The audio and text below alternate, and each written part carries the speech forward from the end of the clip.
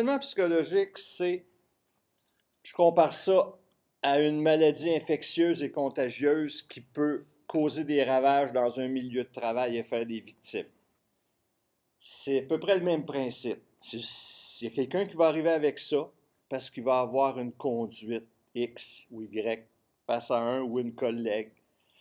Puis là, ça part. Cette personne-là va commencer à se faire des alliés autour d'elle. Hein? As-tu remarqué qu'une telle n'est pas bien vite, hein? Ah, c'est vrai qu'elle n'est pas vite. Ouais, c'est ça. Nous autres, on travaille fort, hein, puis regarde, pendant ce temps-là, l'autre, ça... Ouais, bon. Puis là, ben, commence à semer du négatif à l'endroit de cette personne-là. La victime, elle, de son côté, elle va faire la même chose. Ben, elle n'est pas fine avec moi, ou il n'est pas fin avec moi, un tel, hein? Ah, je le sais, regarde, il est bête, là, on est au courant, là, fais-toi-en pas avec ça. Ouais, ben, puis là, ben, là, ça... Ouais, mais tu sais pas ce qu'il m'a fait. Ben, voyons donc, qu'est-ce qu'il t'a fait? Puis là, ben, ça y est, Et là, à un moment donné, ben, ça forme des clans dans l'équipe.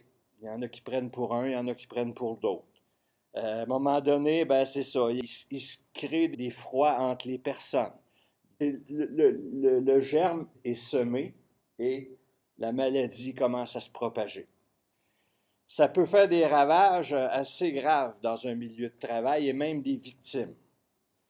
Alors, si je vous dis ça, c'est parce que c'est quand même très dommageable que ce mal que j'appelle le harcèlement psychologique.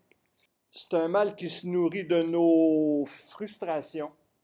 Et on en a tous des frustrations, on en accumule. Hein? C'est comme des BPC, ça, dans notre gras, hein? À force avec le vécu, en relation avec d'autres gens, on accumule des frustrations.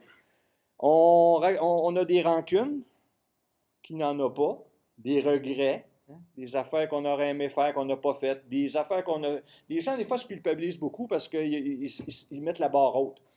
Ils espéraient être très, très bons, puis ils se rendent compte qu'ils ne sont pas si bons qu'ils auraient voulu. Alors là, ils se sentent coupables. On a tendance à se culpabiliser, hein, pour un paquet d'affaires, là.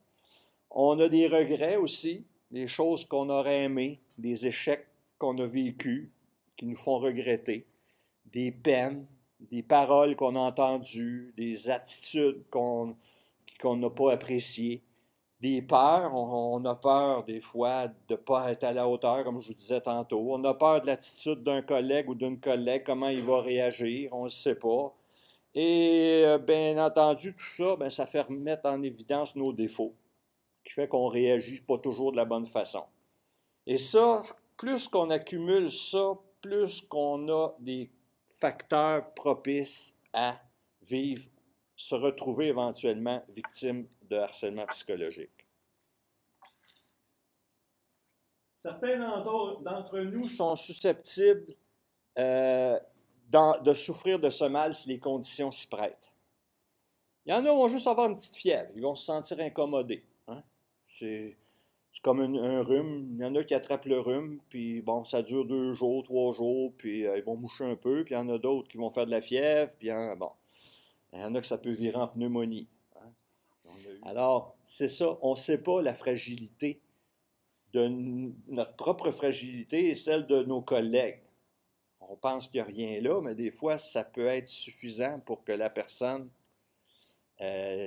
ça soit la goutte qui fasse déborder le vase. Il y en a d'autres, donc, qui vont en ressentir les effets plus lourdement, l'épuisement, la démotivation, du découragement, de la détresse. Ça vient au point où les gens viennent travailler de reculons. Ça devient un obstacle pour eux, le travail. Alors, c'est pas drôle.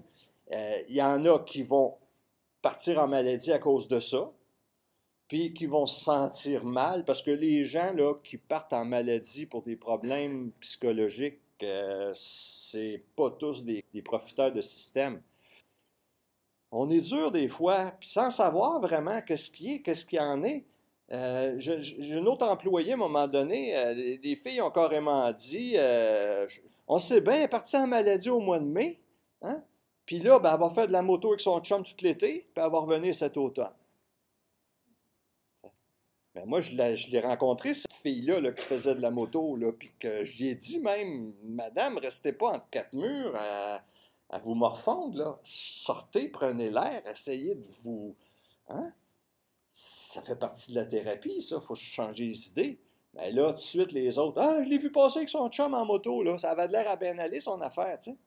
Fait que vous allez voir, ça revient dans le cours de ma conférence, ça, ces jugements-là qu'on porte des fois sans savoir vraiment. Puis ça se peut qu'on soit dans le champ, pas à peu près.